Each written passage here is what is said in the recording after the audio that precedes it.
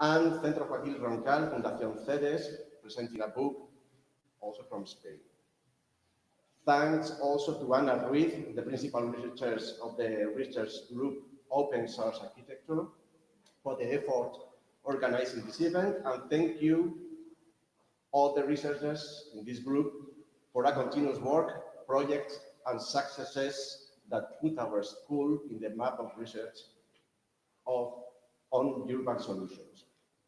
Today, we are going to hear about accessibility, improving mobility, making the cities a better place to live, and in summary, about quality of life, about towns that should be enjoyable for all. Cities where getting around is easy, convenient, and enjoyable for all, with specific benefits for people with disabilities, and taking into considerations the urban sustainability, diversity, financial aspects, and human rights. Today, we are going to hear about making the world a better place. I don't know if you know, but Spain, together with Japan, whose university we are collaborating with in some research projects, is the leader country in global life expectancy. So probably we are going to live long lives. And as we get older, we will use solutions that you are proposing now, today.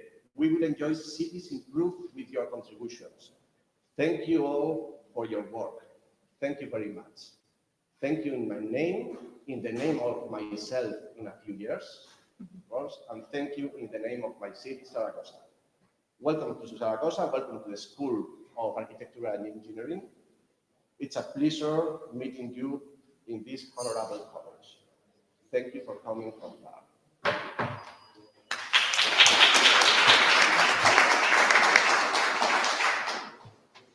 Thank you, Carlos and Gabriel. Gracias a ambos.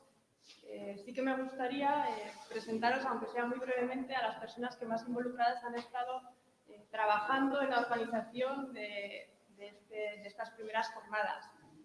Tenemos a Carlos Cámara, que ya conocéis prácticamente todos, a Javier Corzán, que también principalmente sobre todo le conocéis por su escrupulosa labor de gestión y organización de los viajes, fundamentalmente, a Javier Claver, también trabajando en el proyecto y la organización de las jornadas, y a otras personas que tampoco han tenido una presencia con nombre y apellidos, pero sin cuya ayuda y sin cuyo soporte, como por ejemplo Santiago Lía, sin ese, que siempre han estado pues para algunos tipos de problemas, para algunos tipos de soluciones técnicas, dispuestos a cualquier hora y a cualquier día. Entonces, valga a ellos el reconocimiento por la labor realizada y porque gracias a ellos estas jornadas pues están teniendo lugar. Ahora os presento ya más oficialmente a Javier Corzán, que dará las pautas de organización y cómo se van a desarrollar estos 3 bloques de contenidos que van a ser desarrollados a lo largo del día de hoy.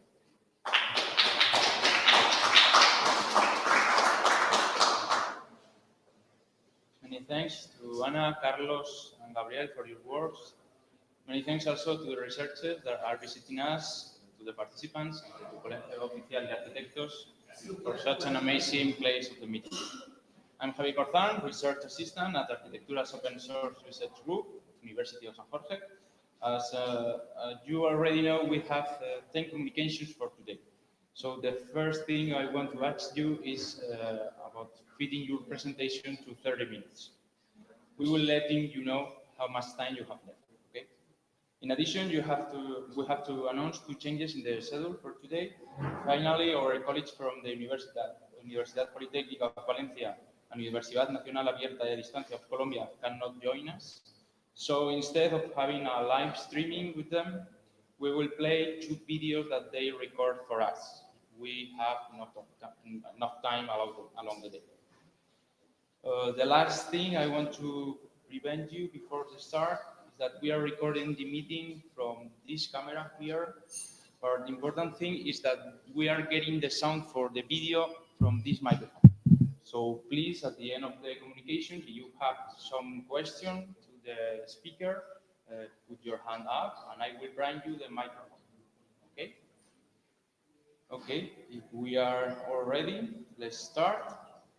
The first speaker is Andrea García Santesmases. Andrea.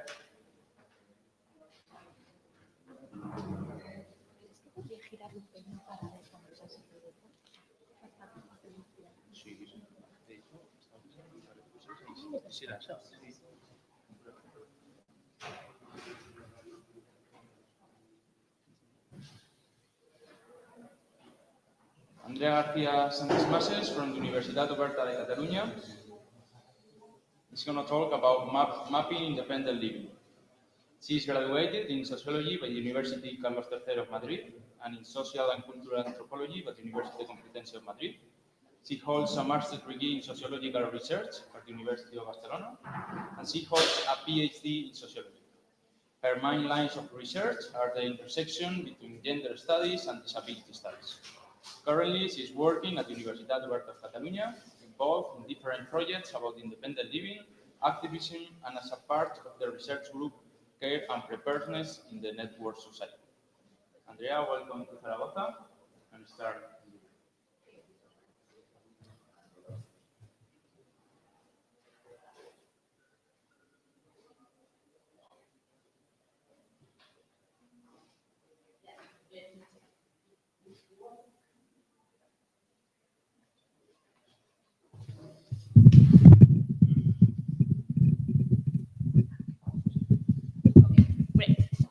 First of all, I would like to thank the organizer for this. As Javier present, I'm Andrea García Santesmases from Open University of Catalunya, and I divide this presentation into parts. First, I will introduce my research and after the investigation of independent life in Spain. So, one week, we are at the research group from the Interdisciplinary Institute at Open University of Catalunya. Our background is mainly social science and humanities, and we combine the background in science and technology studies, gender and disability studies, and digital sociology. Our aim is to understand the centrality of care in our societies, and particularly how knowledge and technology contribute to create, transform, and sustain networks of care, support, and preparedness. And we have three main lines of research. First one, we are interested in understanding how new technological care arrangements enable older people and disabled people, chronic patients, and other people in need of care to manage their condition. Secondly, CareNet aims to study the proliferation of networks of self-care. We are alluding here to the emergence of mutual support groups such as senior co-housing communities or online self-help groups. And finally, our third line, CareNet also aims to study the role of knowledge and technology in the management of emergencies, crises, and disasters. And here, in last slide, you can see the project that we have managed in these last 5 years. You can see that the colors allude to each of the main lines of research. For example, in blue, you can see projects related to technology of aging and independent living, or in red, the project about networks of care. And here, not here. Okay, there, you can see XDEM, independent living activism in Spain. That is the origin of the investigation that I'm going to present now. So, what do I talk? Mapping independent living in Spain. Our goal, Mapping Independent Living, is a research that aims to investigate in a participatory way the different initiatives of independent living developed in Spain so far. Our methodology was based on the principles of action research with, investigate with, and not for, through a process of co-research carried out with users, activists, and professionals. From the beginning, the creation of the map has been designed as a flexible process, open for improvisation and discussion with our co-researchers. So you can see there the photos of the fieldwork, the virtual meetings, and the face-to-face one. And who were the co-researchers? You can see there some of the logos of the different organizations that were involved in our fieldwork. So what did it mean, these people that we looked for involved in defense of independent living? We selected those who explicitly mention the words independent life in their status, objectives, or projects. In addition, we selected organizations that were led by criteria of self-representation and self-management. And finally, also, we tried to balance the group with representative of the different areas involved in the promotion of independent living in Spain. So functional diversity, intellectual disability, mental health, and elderly people. And you can see here, finally, people that were involved as Radio Nicosia from mental health activism, DINCAT, intellectual disability, Federación ECOM, physical disability. Travensol is a co-housing community for old people. And also you can see Down Syndrome Federation and Independent Living Federation, that is the activist group in the overall physical disability area. The research was divided between two phases. In the first stage, between 2012 and 2014, the main objective was to study the political action of the groups and projects committed to the promotion of independent living in Spain. During the process emerged the idea of visualizing it through a map. So during these 2 years, we did the literature review. Also, we did some discussion seminars about independent living approaches carried out with the co-researchers.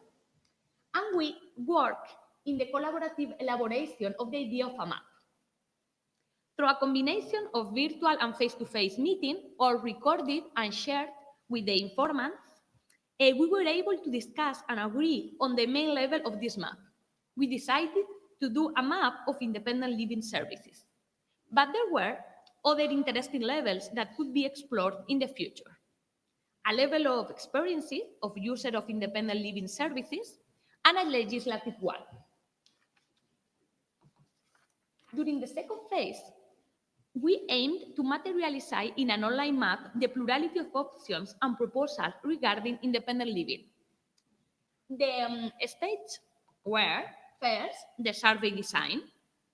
The survey was designed to provide basic and comparable information on the initiative, as well as more in-depth information on the specific service offered. We tested it with some of our main informants to allow us to refine details and avoid confusion in the response. So we did some preliminary questionnaires with people related with physical disability, intellectual disability area. After, we did based on our sample selection criteria, we located 56 independent living initiatives. We sent them the online survey, and in most cases, we also contacted them by telephone. We obtained 49 responses, of which 2 were not considered valid because they came from initiatives that had not been previously selected and did not meet the criteria. Therefore, our final sample was 47 initiatives of independent living. Statistic analysis was performed using the SPSS program, and the results were summarized in a report.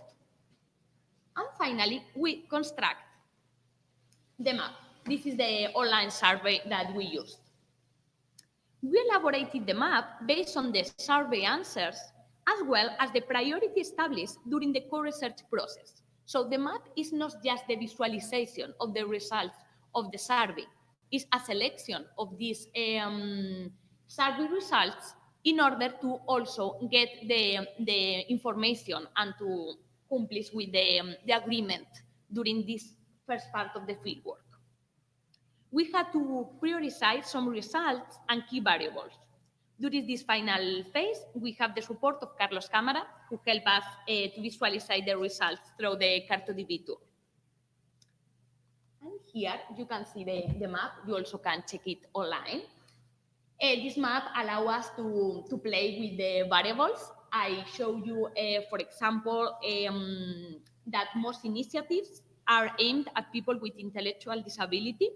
Also you can see that there is also a significant number for people with physical disability, and people with TEA, with autistic spectrum disorder, are the minority of them. That were the three categories that we use, and I will discuss about the biomedical categories after. The map provides evidence of a very unequal territorial development. Autonomous communities as Catalonia or Madrid or Andalusia concentrate the majority of the initiative. And it also shows, for example, that the first initiative started in 2000, and 2007 is an important year, and it is, of course, because of the approval of the dependency law. And after that, because of the economic crisis, you can see that the initiative go down.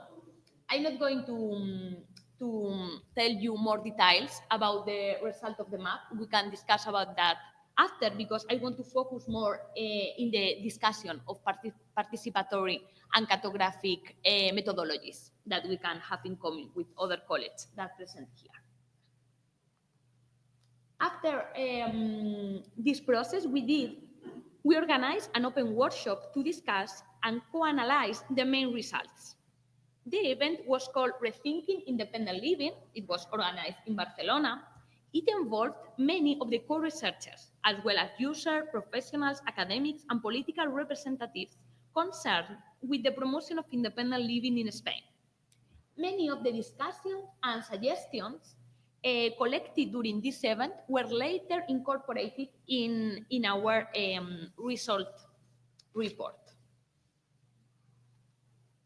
And I will finish this presentation with some ongoing reflection related to potentialities and challenge of cartographic and participatory research. First, I would like to reflect about that although all the initiatives claims to follow the principles of the independent living model, we have found significant differences between the meaning that each one gives to the very idea of independent living, especially between different services and areas of disability. So in our map, in our report, there are initiatives that are not really independent living, and also there are really independent living initiatives that are not here. This disparity is favored by the absence of a shared definition of independent living based on the convention, and it is 19th article, the right to live independently and to be included in the community. The second tension, or the second challenge to this investigation, is that although our approach is critical with the biomedical classification of disability, the survey results show the importance of these categories to understand the independent living development in Spain. So we had to incorporate it as a key variable in the map. Let me explain two examples. The field of physical disability positions personal assistance as an essential tool for independent living, and this is the most frequent service offered. However, in the intellectual disability field, independent living needs a broad group of services and technical aids, where housing and leisure also play an important role. You can see here, all the type of service that we found that were offered, and they were called independent living in the title of the project or of the initiative. And you can see that there is housing services, personal assistance, formation, technical aids, leisure, and participation. So the traditional definition of independent living related with the independent living movement was based on the social model and asked overall for personal assistance. but we can see in the independent living map that this is not the most frequent service offer. Also, another difference, while in physical disability there are some examples of direct management roles, in the intellectual field is much more frequent the professional initiative and management. So, for example, in Madrid and Barcelona, there is the OBIS, the Independent Living Center in English, like that are self-management for the user, for the physical disabled users, but there are not this type of initiative in the field of intellectual disability. There are not initiatives self-management for the user. They usually are co-managed, and the families also have a lot of importance. So there is a challenge to think about this idea that a service for real independent life service has to be self-managed when there are other collectives that have some problem with accomplish this standard. This is our image. And nevertheless, the plural and controversial independent living definition are also an opportunity to broaden the traditional approach based on the social model. Currently, the growth of independent living initiative is happening in non-traditional fields. Older adults, people with chronic illness, people with mental health problems, or people with autistic spectrum disorder. Something that we could see and we could identify during the fieldwork, that the people with autistic spectrum disorder are starting to organize themselves in a political way and are starting to develop a lot of initiatives related to independent living, such as flats, independent housing, or personal assistance. And this is a field that is quite consolidated in other countries and is starting in Spain and is growing up so fast. So this is an emerging field of analysis.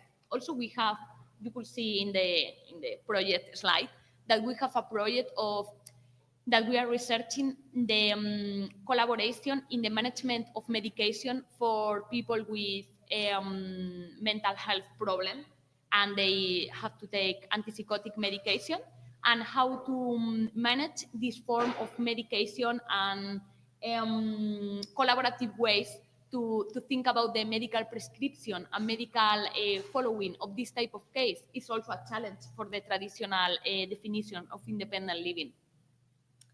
These new collective experiences and conditions challenge the traditional definition of independent living, but also the concept of autonomy or decision-making, which should incorporate the idea of cognitive supports. Now in Spain, we are discussing about the formation, about the education that are going to have the personal assistants, and how to regulate this work. And I think the idea of cognitive support is one of the challenges that have to deal with. And finally, we found cartography as an excellent tool to show the plurality and also highlight the potential synergies between these collectives that can seem really different, but have a lot of problem and challenge that are finally really similar. And thank you very much for your attention, and any contact or question, you can contact me after. This is my email. And I think we have a few time for questions, maybe. Okay. So anyone has some questions for Andrea?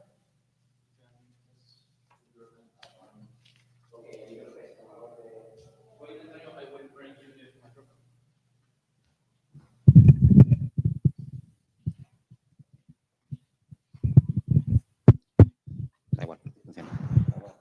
Okay, a little question about the relationship between the cartography and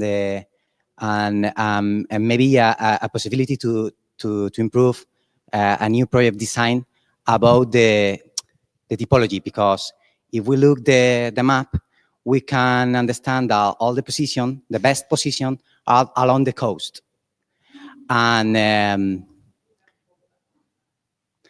along the coast. Okay, the big cycles are in cities with coast, no? And I want to ask, and I want to make a little reflection about the condition of the typological condition of the cities, to solve these problems of if we can understand a relationship between the possibility of the city, the capacity of the design of the city to be a good platform for this project, for this new sociological project.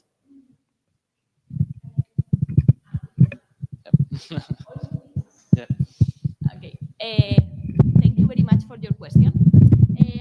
I only know about the cities Barcelona and Madrid, but I think that in the Barcelona the case is quite paradigmatic because it's a very accessible city. It has a history of fights for accessibility. It has one of the best float bus equipment to transport disabled people, and I think it influenced a lot the development of the activist movement and the social movement. Also, Madrid, I think, is not such welcome city for disabled people because it's bigger and it's not so accessible, but of course it's the capital and it has their own resources. In the case of Andalusia, I'm not sure why do they have the development of the sources, but maybe it's not the accessibility, maybe it's the political orientation of the government and the socialist government. This is just an hypothesis of so many years must help to support some social initiatives, I believe. And I think this part of the accessibility and architectural design is something that we have to explore more. We came more from the social science background, but we have to do these synergies with another fields.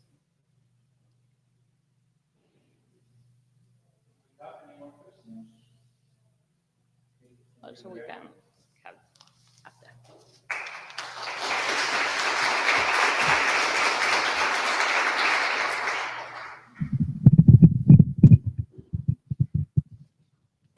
Our second speaker is Fabio Manfredini. Fabio, please. Fabio Manfredini comes from the Department of Architecture and Urban Studies of Politecnico di Milano, and his communication is called Mobility and Accessibility to Urban Opportunities for Disadvantaged Population and Other Adults, Research Evidences by Mapping and Urban Data Lab. He is responsible of the Mapping and Urban Data Lab.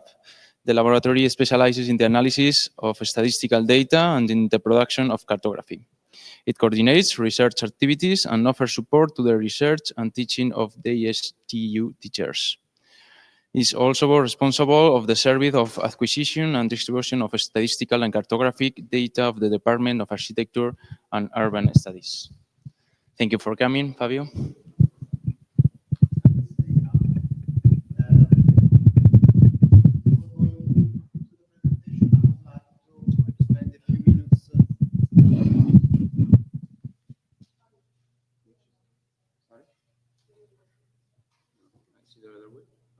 Okay. About our department, which is a department of architecture and urban study with an interdisciplinary approach.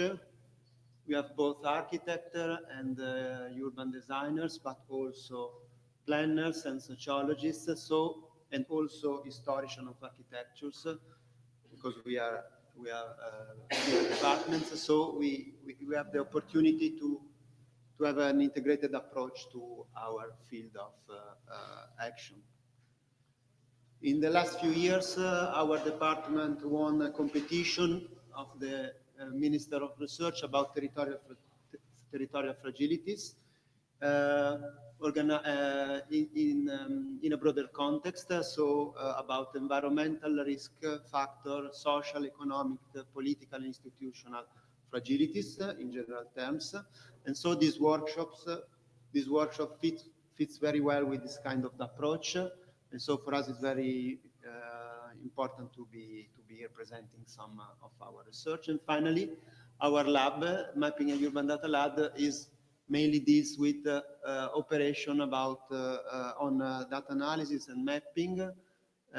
We have a specific attention to open data and new data sources for urban studies and urban analysis. And you have a focus of interest about mobility and accessibility analysis, and I will show you some researches about this. We are a team of 6 people with different backgrounds, and we have a scientific committee, and Paola Pucci, which is the colleague who worked with me at this presentation, is the responsible of the scientific committee.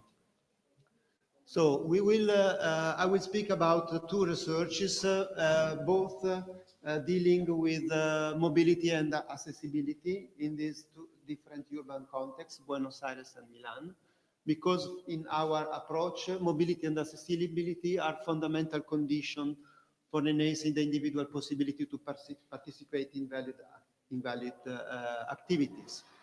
We focus in these 2 case studies on 2 different urban populations. In the first one about disadvantaged populations, and the second one is mainly related to older adults. And we analyze 2 kinds of accessibility. In the first one, accessibility to jobs, and in the second one, accessibility to specific urban services. Both the researches have an explicit operational dimension, and for this reason, there is a huge data and methodological issue. In the first research, we tried to analyze the emerging forms of inequality concerning job-related mobilities in Buenos Aires in order to assess which neighborhoods experience sub-standard levels of accessibility to workspaces. And the main goal is, of course, to present to policymakers which kind of neighborhoods have some lacks in this kind of accessibility. Because the unequal access to job opportunities is strongly related to the transport supply and to spatial organization and, of course, to urban settings. Accessibility is a very broad concept that connects land use, individual status, like, for example, the income, the gender, the age, and also the characteristics of infrastructures, and of course the time, because in different time of the day, or also in different seasons, we can reach different level of accessibility according to the offer of public transport, for example, but also for the time of opening of activities. So there are different kinds of concepts that are related. So Buenos Aires is organized in this way. There are some regional corridors, and the urban development has been guided in some way by this development of huge infrastructures going from the suburbs to the city centers. And of course, this kind of organizations has a relationship between the distribution of population density, which is organized in these crowns of high density city centers, different city centers among in these big metropolitan areas. And of course, all these topics are related with accessibility and mobility issues. And of course, the public transport supply is organized both on 8 radial connection and 4 ring roads connecting the different neighborhoods. The methodology is based on the collection of several existing databases coming from conventional data sources, able to describe the current job-related mobility and also the quality of the transport supply system and the socioeconomic profile of the urban neighborhoods. On the base of this basic data, they built these 5 indexes, and I will show you briefly each of them. And finally, they build a synthetic index of inequalities relating to accessibility to job opportunities that measures the level of inequality for each neighborhood. So we built some indicators. Some of them express the real demand for the moment, for the movement according to the place of residence. So based on the gravitation index and mobility index that are standard index in mobility studies. There are two, I cannot go too much in details here, but two indexes are related to the quality of life in some way, because they measure the potential chance to reach opportunities in the city. And there is also one index related to social integration, so related to the unsatisfaction of basic needs. So we have these different maps that show in some way the different spatial distribution of this scientific index. Just to cite give you some indication, the gravitation index shows how much a neighborhood attracts or generates mobility. So is related to the different profiles of the neighborhoods. The job accessibility index measures the connection between the attraction of the number of workspace in the destination zones related to the real opportunity to reach them by public transport.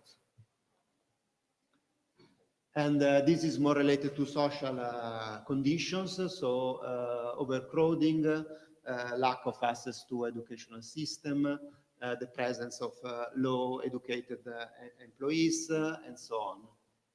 So this is more related to social issues. And finally, we built a synthetic index that show which kinds of the level of inequalities in these neighborhoods. This can be a useful indication for providing for urban policies, because it can it's possible to improve some of the index by specific urban policies that work, for example, on public transport or on social issues and so on. We did also some other operations, but I prefer to go to the conclusions of this kind of the first research. Methodologies allows to provide a minimum standard of transport supply and to address interventions to selectively enhance accessibility. And it's based on the use of really simple data, maybe used in a very complex way, but the basic data are provided very easily by all the cities of most of the city of the world, because they are based on the census data sets. And it's possible also to provide local authorities with feasible analytical tools and methodology for monitoring the practices and also for monitoring the successful of urban policies. And in order to improve the ability of the individuals to participate in valued activities. And I'm going to briefly present the second research, which is based on the methodology for measuring spatial accessibility to public transport services for older adults in Milan. This research has been done in the framework of research about mobility and aging, which is based on three approaches. The first one is the analysis of mapping of supply and demand of local services related to elderly in Milan.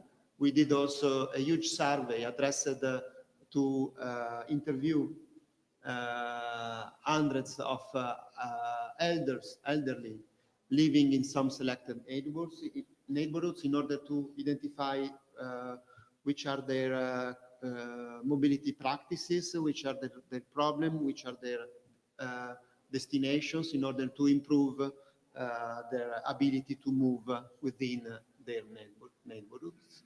And there is also a final task about the monitoring of mobility practices of a selected sample of older adults by GPS.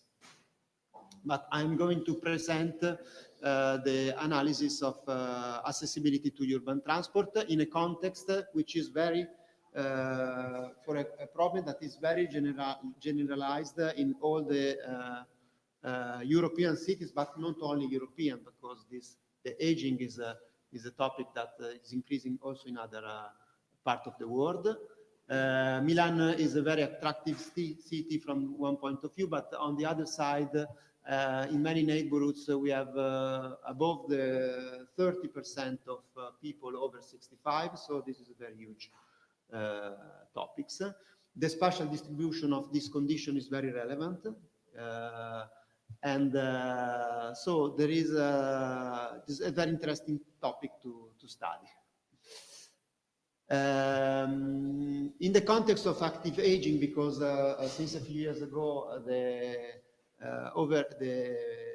the adults was considered aged old after 75 years old, but now this age is increasing, and the accessibility to service in this context is very relevant, because we can consider this as an indirect measure of life quality, because the services, in this case the public transport services, can be considered as the nodes of through which is possible to reach dozens of destinations, for example, for loisir, meeting friends and families, for health, culture and sport activities. And so in this framework, the development of a methodology aimed at measuring spatial accessibility can be very relevant.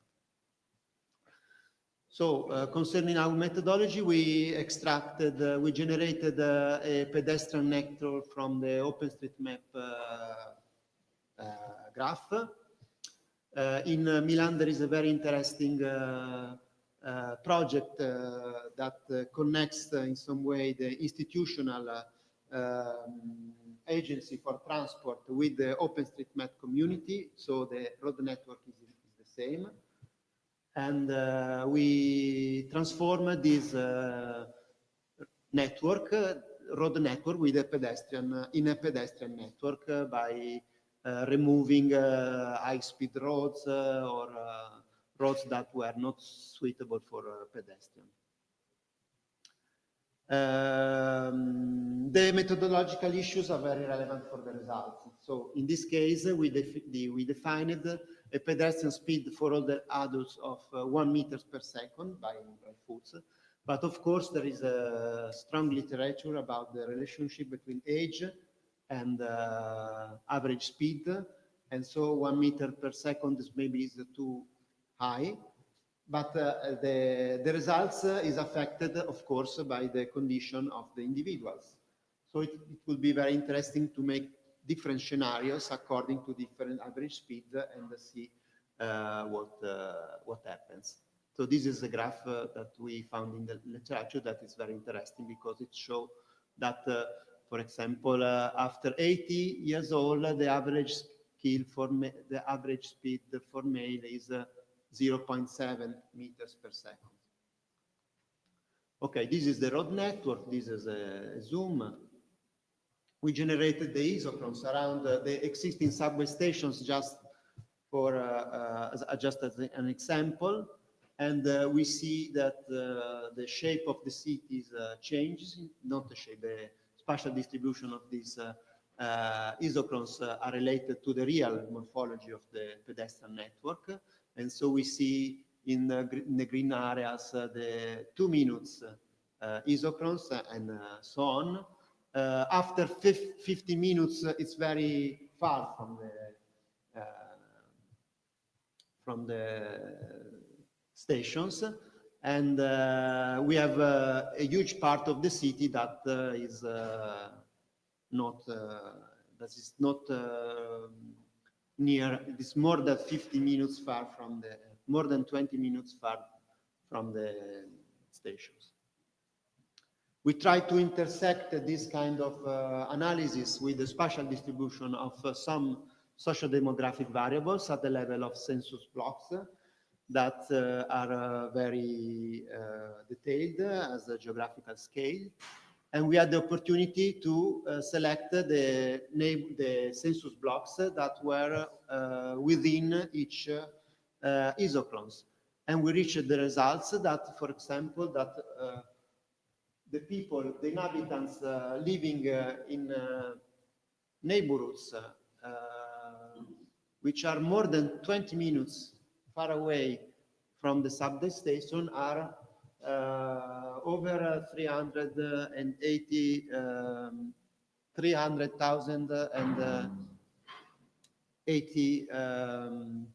inhabitants. And for a city which has maybe the best public transport network in Italy, it's a very huge number. Of course, we have many projects of implementing new urban subways and new public transport lines, but it shows in some way some inequalities in the access to these very relevant facilities. And among this overall number, there are maybe more than 90,000 hundreds of older adults. This is another representation of all the neighborhoods that are outside the isochrons of the 10 minutes. And we see that we can many huge neighborhoods, very big neighborhoods that are very far from the potential starting point for reaching many interesting destinations for the older adults, but not only for the older adults, because as we have seen before, and we have many inhabitants that are far from this point. So trying to analyze the accessibility for specific groups of populations means also design or analyzing the accessibility for all the population, because we can, of course, think about children or workers or students and so on. And there is this topic of design for all, for example, that tries to design at the beginning of the process with the intention to consider all the kinds of different groups or population for improving their capabilities to access to different functions. We also tried to do another operation. We tried to understand which are the services that are on the way for reaching the destinations. In this case, there are some commercial activities, but we can think about places to rest or trees or other issues. And we find that there are some, in this case, the measures is related to the subway stations, and there are some subway stations that are very poor in terms of offer of specific services. And so this is another, I think, interesting method approach. But we can also imagine further improvement of the methodology. For example, we can extend the analysis to other services. Of course, we have schools, cultural facilities, health facilities, and so on. We can also integrate in the model, for example, in urban areas, some information about the urban comfort, for example, by analyzing, for example, the integration between the urban accessibility areas with the urban heat islands, because in some seasons, the 1 kilometer can be 10 kilometers in terms of difficulty to reach the destination. And in Milan, we have a huge urbanity islands, for example, that is more or less similar to this, to the map of urban urban comfort by means of designing some places to rest or implementing some specific activities. The data used in this project are open and available for all the cities of, of the world. I think it's based on open sources data, so the methodology can be easily applied to other contexts, and it's possible also to improve the analysis of considering other social and economic variables, because equity and justice in terms of access to specific services is an issue. And so if we consider other variables, for example, the level of education, maybe we can see a correlation between the level of education and proximity to some specific services. And of course, this is related to the values of households, of housing, and the economic opportunity capacity to buy the houses for specific groups of populations. All these the two researchers have been already published into journals, so it's possible for you to check more in detail the methodology and some considerations, and I thank you for your attention.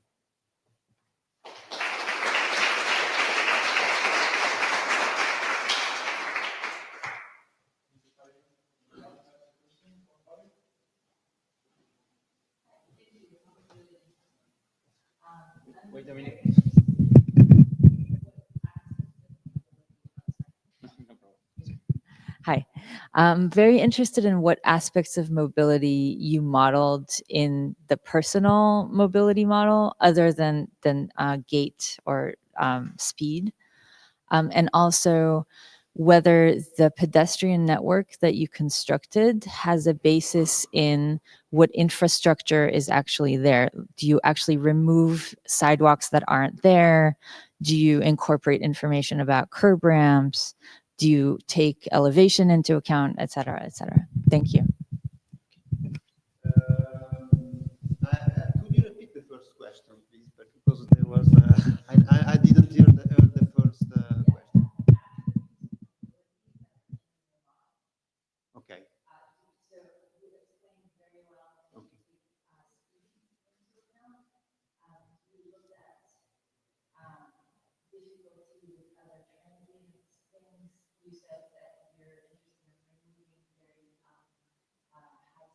Mm-hmm. Okay.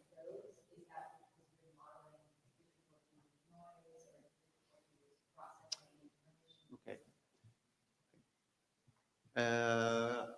Concerning the networks, we try to build a pedestrian network by removing some huge roads and according to the hierarchies of the roads. So we didn't check each one because it's an urban scale, very big.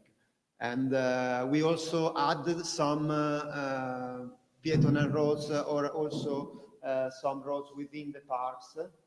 And we try to make a usable road network for the model.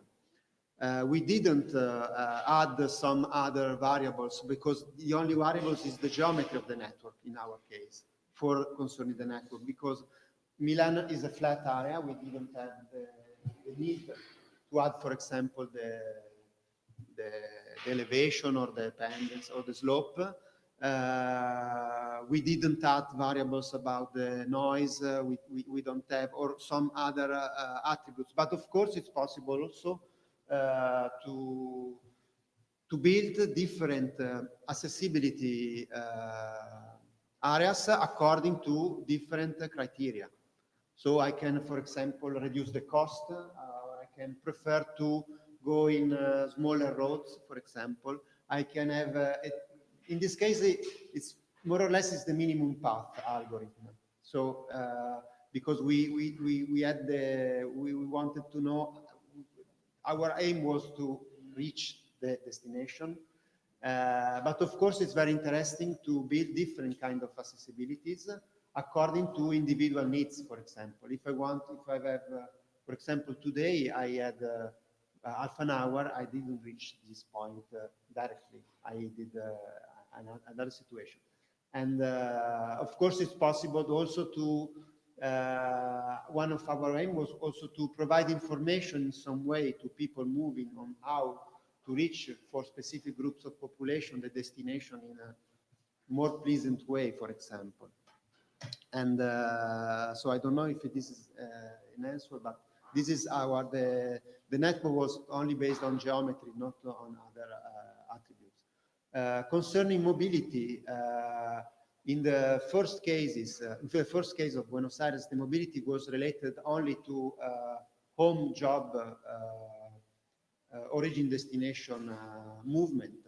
And if we want to go more in detail, is home job from neighbor to neighbor. So it's not related to the buildings, neither to the census blocks. So there are some methodological issues that must be more in detail explained. But the mobility also in this case for shaping the relationship between home and job is, we know that it's only a minority of the overall mobility of people, because most of the people move for other reasons that home job in our cities. So there is also an issues of data, because the jobs are changed in the last few years. So the census is mainly based on the fixed jobs, and going from one place to another one every day at the same hour. And also we have some lacks in the quality and the relevance of conventional data sources. And for these reasons, we as a laboratory tries to use, for example, mobile phone data or other data for trying to intercept other kinds of mobility that are out of this kind of model. Any more questions?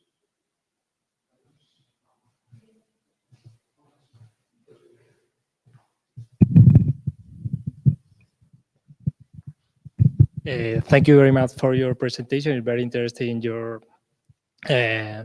study. And I have a question. Have you tried to work with the sidewalks? Because we started to do a similar, well, it's different scale here in Zaragoza.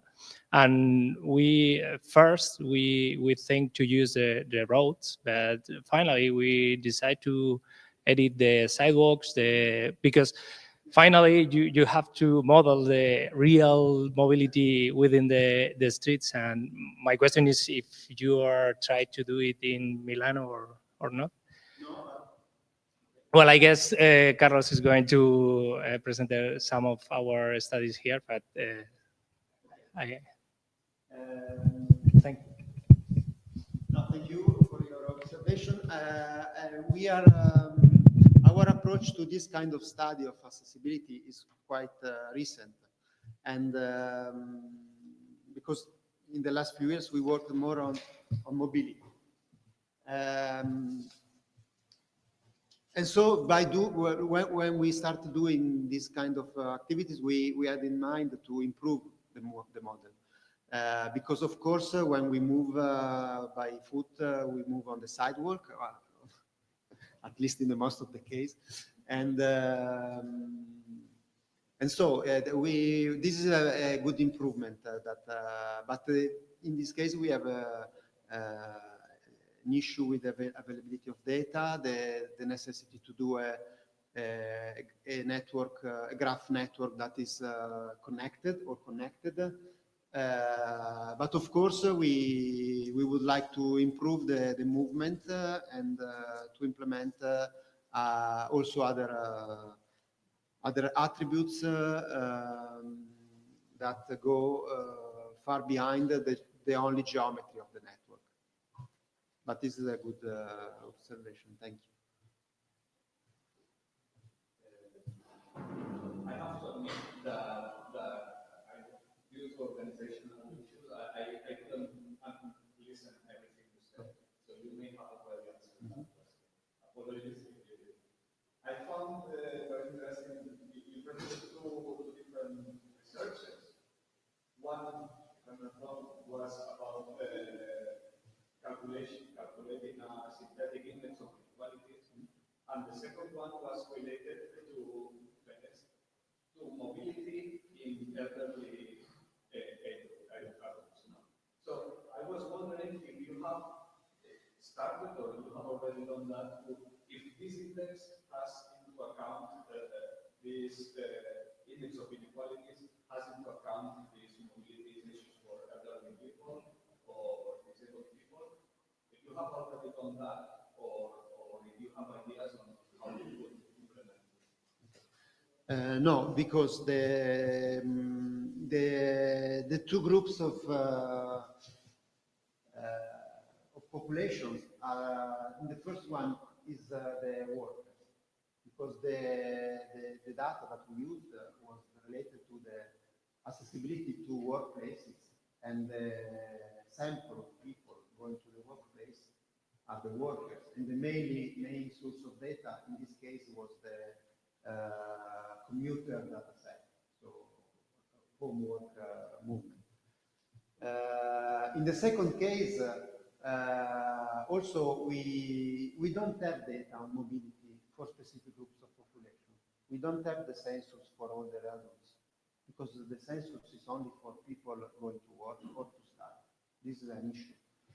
And the adults are considered indirectly by choosing an average speed that after studying we understood that it was too high, because if we if they reduce the average speed, the situation changes a lot.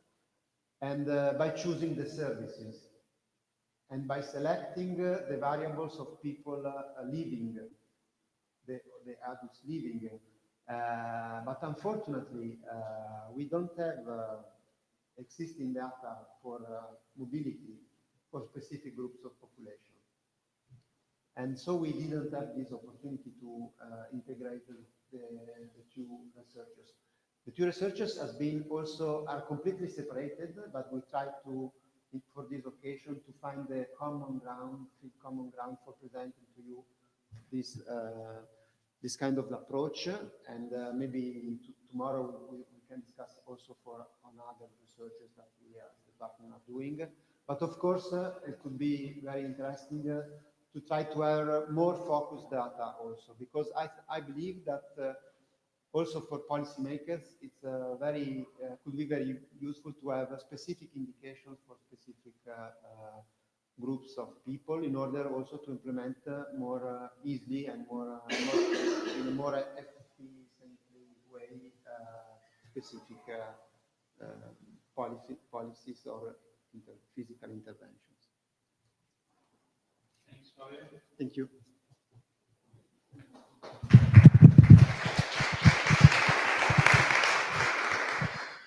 We're going with our third speaker, Sebastian Weiss. Thank you so much.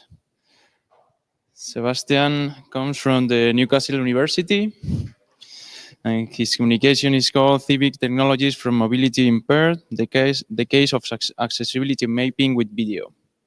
Sebastian is CEO at Place Changers and a lecturer in digital civics at Newcastle School for Architecture, Planning and Landscape. He earned a PhD in digital innovation from Lancaster University, focusing on improvement of consultation processes in local government. He is knowledgeable of bottom-up participation in urban development enabled by local media. He works with residents, urban planners, city administration professionals, property developers, and chiefs of different domains of computing. Thank you, Sebastian, for coming to Zaragoza. Thanks, it's great to be here. I'm really excited to share the podium, I suppose, with people that are interested, in similar issues. And I think it's a really important issue, that whole topic around disability and access, particularly public space. I think we live in a quite exciting time. There's lots of possibilities there, particularly as cities become a bit more sort of digitally augmented, to give a voice for mobile, visually impaired, various other ones that have issues with accessing public space in a daily life. So that's a little bit what the project is about, that I worked on with Ruben Kirkham. So we were both based in Newcastle University. I'm in the School for Architecture and Planning and Landscape. Ruben was at Open Lab, which is part of the computing school. So the Open Lab and also a subgroup of those guys called Digital Civics, probably worth to mention. There's a lot of drive in Newcastle specifically to try to bring everyday people into the technology development process, or developing tools essentially for them for advocacy and for participation in the public realm. There's a lot of work with the local planners there and everyday citizens, I suppose, in order to make that possible. So the approach taken is quite one that takes very much a position of advocacy, very much a political position as well, that the everyday person should be involved in sort of having an influence in their local environment. And so a lot of our influences there are by people like Ledan Tech, Georgia Tech, who talked a lot about that stuff. So how can social media technologies and future augmentation of the city help, I suppose, us as residents in cities to materialize our matters of concern and give voice to those matters of concern, so that then we can take those into the official decision-making process. So a lot of the work people do in digital civics tends to happen with community groups, with civic groups. And I think the challenge that we'll find usually when taking this approach is to relate it back to the official plan-making process. So the local authority that has the monopoly in an area to really implement changes. In this case, for example, improvements to surface conditions in public spaces. So how do you relate back from the everyday experience, I suppose, of being in the city, living in the city, using the city, back to these sorts of like often quite difficult to access, quite formalized processes of planning. And I'm sure that's the similar concern in Spain as well as it would be in the UK. So that's briefly for context, I suppose. So just to say also in terms of my own stance, I'm from a background in user research, taking ethnographic methods. I've worked a lot with local planners as part of my PhD for 4 years, working with planners in Lancaster to follow them, doing interviews with them, dipping in and out of various workshops and public exhibitions for development of the local plan. And out of this, I realized there's almost very little support also in the sense of tools and techniques to enable dialogical conversation. So that's which actually is also another part. How do we bring in that dialogical and relational engagement in the public, in the formal process of planning? So my background isn't necessarily as a disability expert. I haven't really been in the domain for super many years, and I couldn't claim, I know everything about that, but I have a very deep interest in giving those people also a voice, and I think that's the concern here. Ruben, on the other hand, his whole PhD was about disability and access concerns. So what's the issue here? And I think we've mentioned this already. There we go. Inaccessibility in terms of the sense of mobility and accessing public space, which is particularly what this is about, for individuals to have some level of various kinds of impairments. It's hugely complicated. There's various kinds of conditions for the individual Of course, and there's also various types of conditions out there in the public space. And it's the sort of like combination of the two, which effectively creates then that concept that we call disability or inability to go about effectively our daily life. So I cannot get for example, to my workplace easy, or I cannot easily go outside of my house in order to access the local supermarket because I need somebody else to help me, because I might have certain conditions that maybe enable me, given the kinds of conditions that I face in the public space, to access the places I need to go. There's of course some features that are super absurd, they're absolutely obvious, where there's sort of like a urban realm, certain feature there is absolutely causing certain concern for inaccessibility. But these other ones, oftentimes actually, if we do go around the city, the conditions we face, it's very subtle. So the kinds of challenges that we face based off our own personal body and how we go about, actually, there's lots of small little things that in fact actually cause that feeling of maybe uncertainty, or I'm not comfortable here, or I cannot actually quite with certainty say I would do that journey every day, or kind of things like this. So it includes things like bins, for example. People just stop in the road, and these are sort of like images from around the area, or certain cars parked on certain curb locations and things like this, in the very surface conditions there on the pavement, while also on the road. Certain features that have actually been built in for supporting accessibility over time might actually surface to be inaccessible. So that's actually another interesting case. So it's very difficult to just deal with the wide range of imperfections in built environment, including which hybrid of built environment features and behaviors. Effectively, that's basically the key thing here that we tried addressing in this project. So some barriers in addition are transient, and other ones are of course there because they're stationary and they're sort of inbuilt in the fabric. But the transient ones are difficult ones also then to keep in mind for accessibility studies oftentimes. So what we thought as part of this project is there needs to be some, so in terms of the advocacy sense, there needs to be ideally some way of rapidly flagging up problems I would have as somebody who has some level of impairment. So to convincingly, and in certain ways objectively, also tell about the concern that I faced. So that was, I suppose, the key aim of this exploratory work, which is very much, it's an exploratory study. So, like I say, there's lots of barriers in the built environment that can have a negative implication in terms of our ability to go and get about. There's very little support oftentimes, as from our research from those people that we talk to actually find the best route from previous experience, for example. And actually, there's also very little support for finding others that may have similar concerns to relate back to the local authorities. So there's a little bit of an issue there in terms of from the everyday person who has certain accessibility issue from their body or so. For example, there's that issue actually there. Also from the research with planners, we then found that in fact actually planners aren't necessarily trained to understand the concerns of those that have impairments, and often not necessarily very, very well worked through in the planning system, unfortunately. And the regulations from, for example, building regulations that tell certain developers to put in these sorts of accessibility features.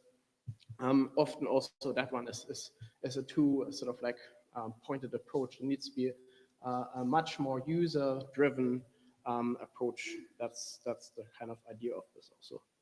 So there's various ways of doing accessibility audits, I suppose. So that's kind of like key thing. They're particularly public space audits in the UK.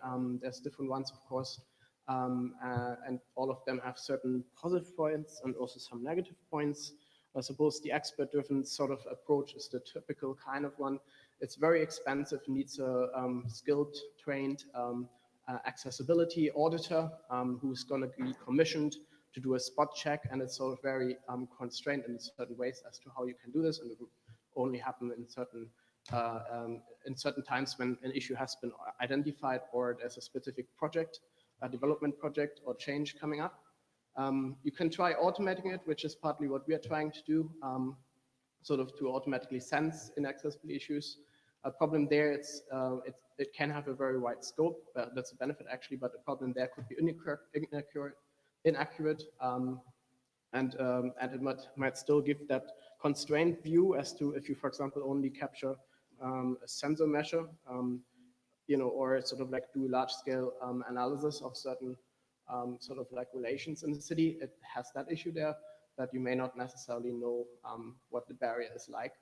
And then the community-driven one, so that is also possible, but there is the thing that while you get a very good view of the personal experience, it might then, on the other hand, be considered as subjective and then therefore untrustworthy and potentially be under critique from if it goes into consideration for the formal planning.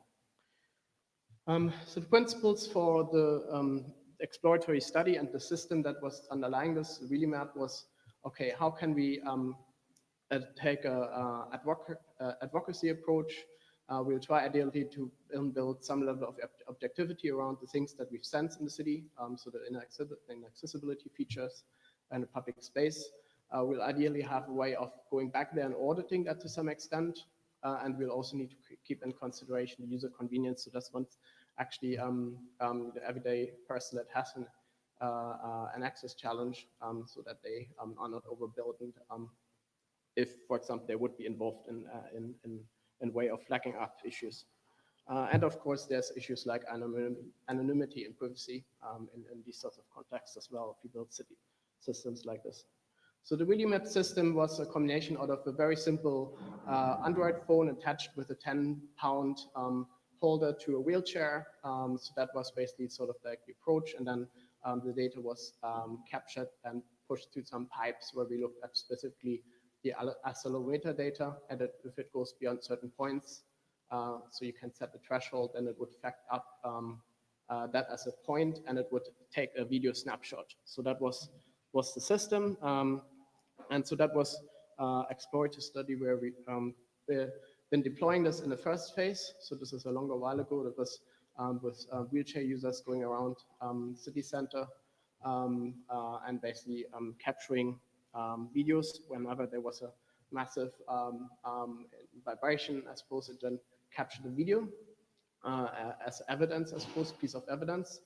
And in the second phase, we then, this is where I came in predominantly, we did a follow-on interview study to relate back to planning experts and accessibility auditors who do professional audits, and then also to older individuals as another group, as we heard, that effectively has a lot of access issues on a daily basis.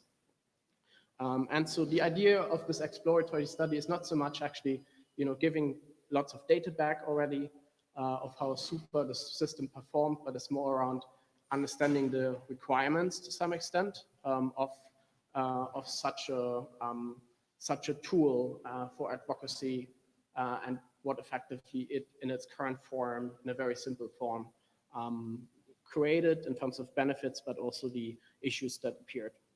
So that's basically what I want to briefly mention. First of all, this is what the thing gives you.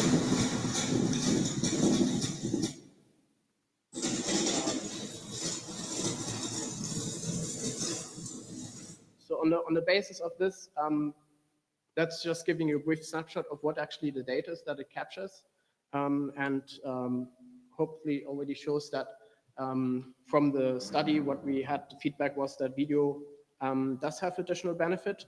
In fact, beyond the static image, you'll actually be able to visually cross-check how bad the surface was in a particular location, rather than having a simple image of a cobblestone. Actually there, having that snapshot of like a few seconds or so, just to be able to go back and look at effectively the vibrations and look at the sort of like the surface in action, I suppose, people were saying was actually quite impactful for them to see what the issue was, rather than more a photograph.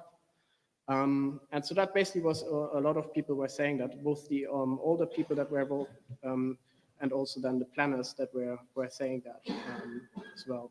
So from the feedback, and it's an exploratory study. It's been early days, but the feedback was that video helped them to demonstrate the scale of the potential issues beyond that single individual photograph. And we also established from this that video itself wasn't necessarily so useful. So the combination out of video and the map, particularly in the workshops later on with the older people, it really was important to bring both together so that you have some level of context, both of the issue in a particular space and also the wider context. So maps that definitely helped to bring in an additional perspective of context and relation to the public realm. And particularly, I think what we started exploring is actually mobility traces, and sort of like awareness of where people go is quite important to capture in that context. So what are some of the opportunities then? So we asked participants what their views were regarding the system, and results were generally positive.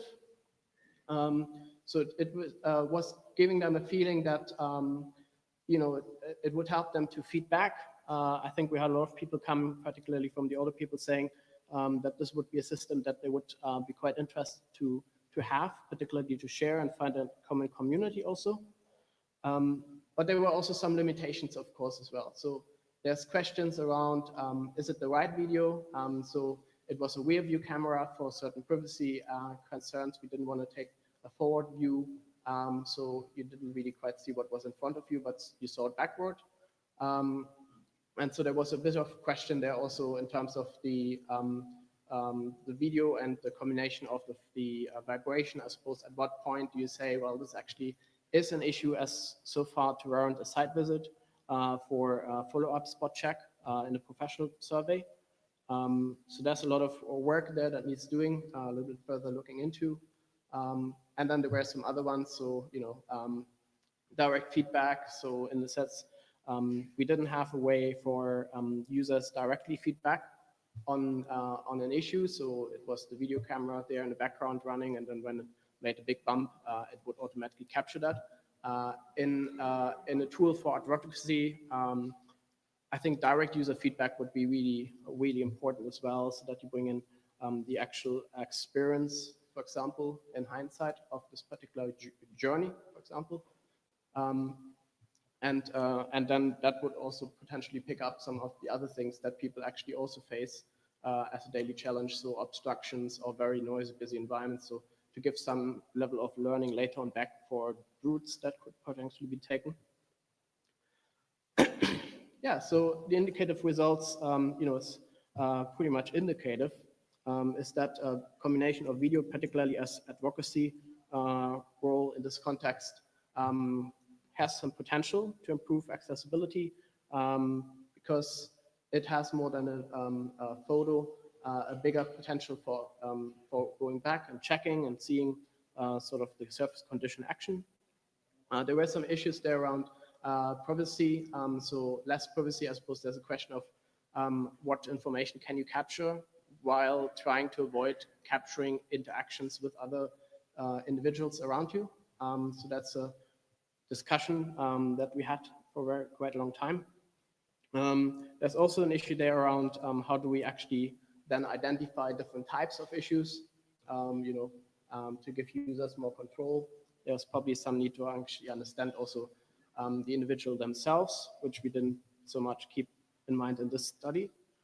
And there's a strong need for, I think, tools generally that enable those that have impairments to make clearer voice for themselves. I thought that was also another thing that came from this. So that's pretty much it. So as sort of like a snapshot of a pilot study, very much inspirational for the kinds of tools that we develop for cities in the future.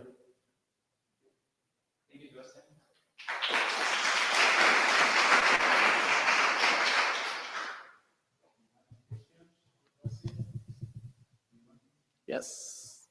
I'm going.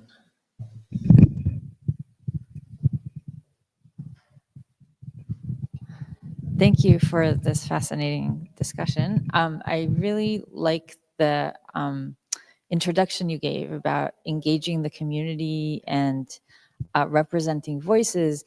And then you go on to discuss the video capturing. Does the community get to annotate further the video, or are the two sort of separate parts of that pilot? And the other question is regarding, is there then a way to standardize the mechanism by which the input is given, since it is a sort of a community-driven approach? The idea, maybe I not draw that out so much, but the idea with these sorts of tools was making it very easy, I suppose, to put it, for example, on a wheelchair. So, you know, the thing that was just like a normal phone, and then you buy your little sort of like attaching thing so that you could put it on your wheelchair. So I guess in terms of making it easy to partake, so the idea is to draw on sort of like devices that are already used by the everyday person. And so also that are not super complicated to pick up, I suppose. So that I suppose maybe helps to answer that first one. In terms of the other bit, yeah, I think it would definitely be part of the next type of work to try to understand different kinds of types of you know, issues that were you know, logged effectively. The biggest issue now is, okay, you've got lots of you know, lots of sort of ideas from the sensor.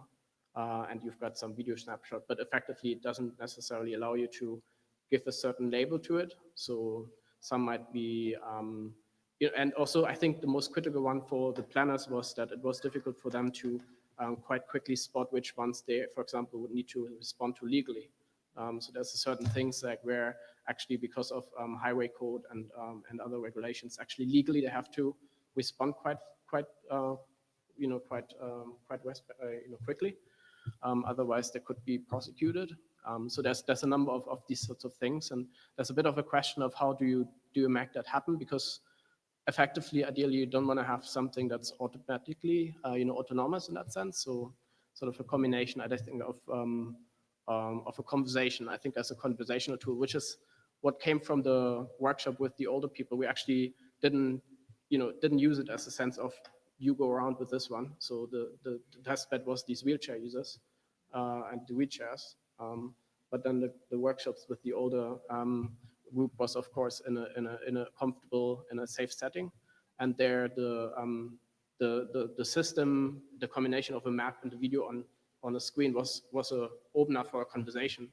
And then we started talking about places in around the area where similar kinds of things happen.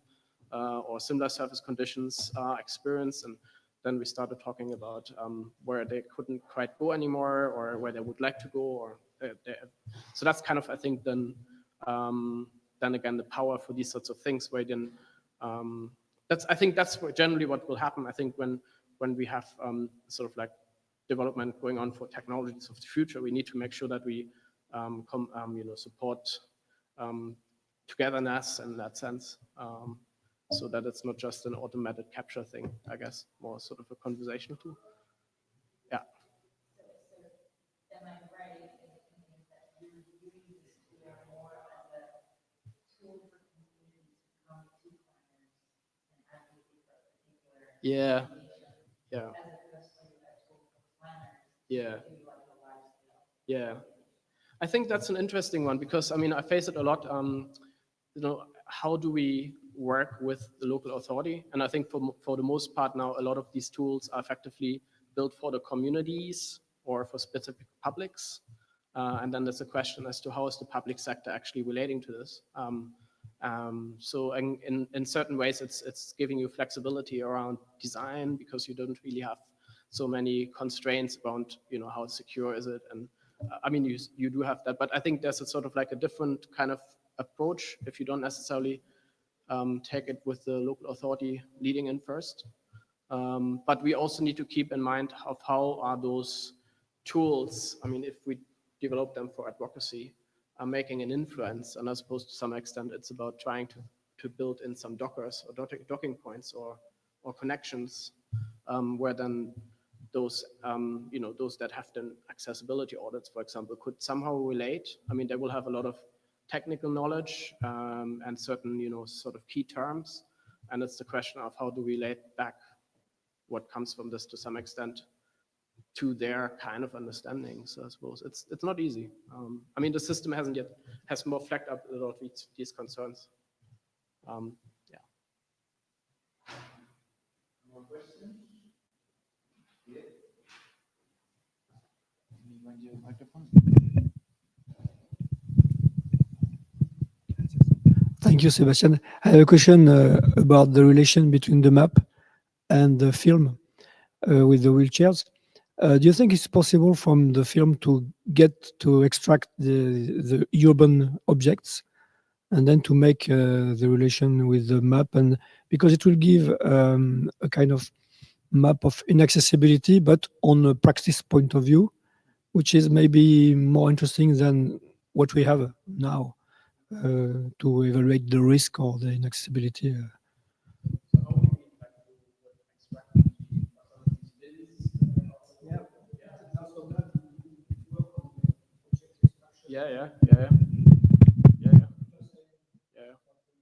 Yeah, I think it's absolutely possible, and I don't think that nobody's thinking about it. I mean, I'm sure that, I mean, we haven't really been thinking about this so much. So here the focus was mostly trying to take the sensor reading from the vibrations, I suppose, as an indicator for, I mean, it was very much focused on the surface condition. And I think what you're absolutely right in that sense that there's lots of other, I mean, basically that I've flagged up, you cannot just look at surface conditions. There's lots of other things that happen on the daily life when you go around that actually, you might find causing an issue for yourself as a person. It might be too many cyclists, or might be too many bins, or might be also those cars that are constantly parked. But yeah, actually, we talked a lot also about this, and I think that's definitely an interesting route to explore. Yeah.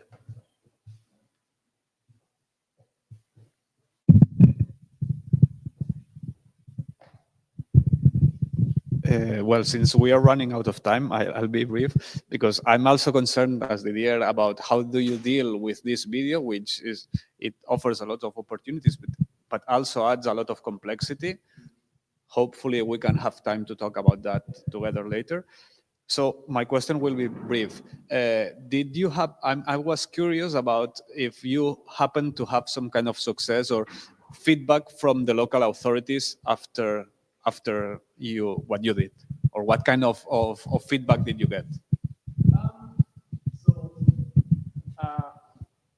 So I think I need to start saying that we didn't talk to everybody in the local authority, and I think local authorities are super complex, and I think we talked to ones that are actually responsible for accessibility audits, and of those, there are actually not that many. I suppose you find, first of all, sort of like the organizational priority there. And, particularly the context of austerity has been changing a lot in recent years, which is where these sorts of like approaches are really important. So I suppose there was this response, and they were really keen because they were the experts doing the accessibility audits. But then it's the challenge of how do you bring in others along with you? And I think one of the key points would be, okay, how accurate is it? Will we be overloaded with videos? Have we got to follow up every single one of them? So I suppose these sorts of challenges, I mean, definitely, and that's basically what keeps people holding back. I think, the models like that aren't necessarily so well established at the moment, and local authorities don't really yet feel so clear about what it gives them as a benefit.